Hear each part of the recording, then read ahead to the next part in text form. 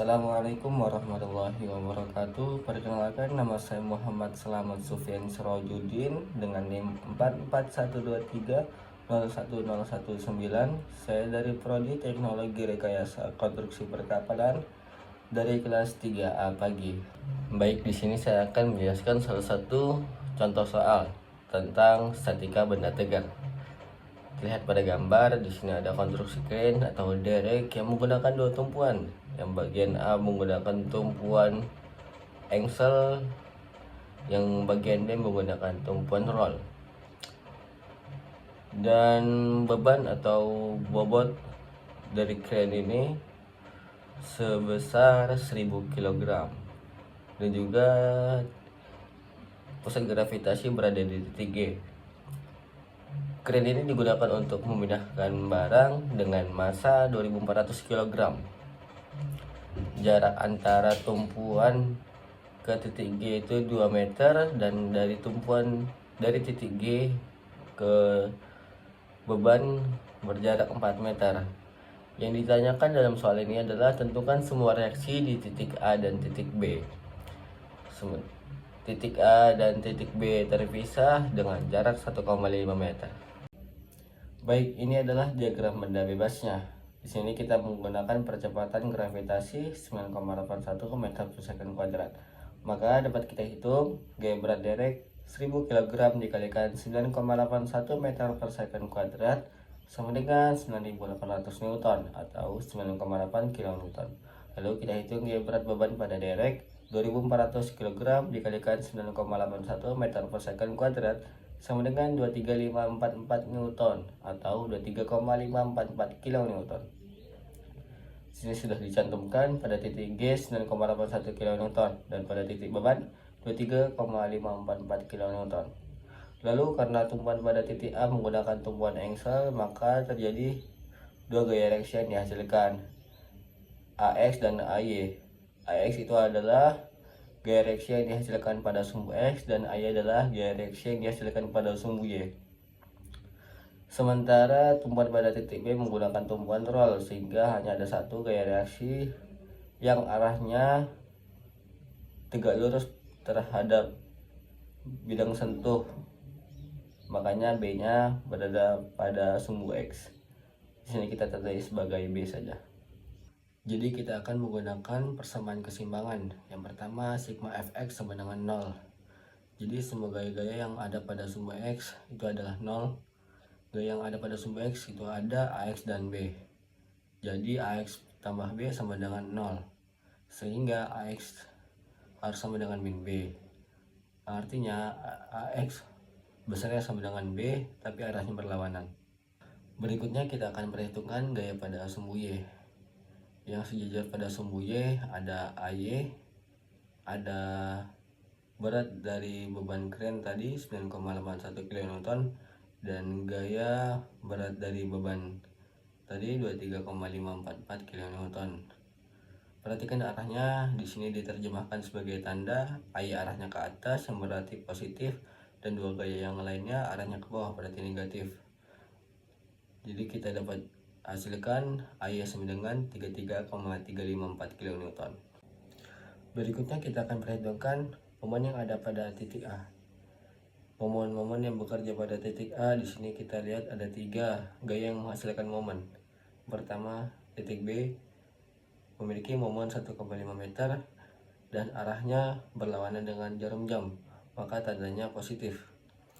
Lalu titik dari gaya beban crane 9,81 kN memiliki momen 2 meter dan arahnya searah dengan jarum jam, berarti tandanya negatif.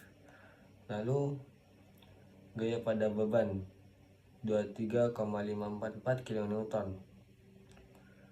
memiliki momen 6 meter.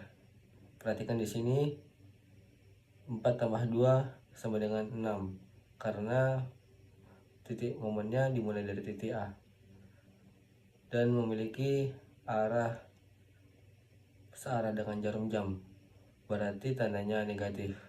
Maka dari itu kita dapat menghasilkan B sama dengan 107,256 kN.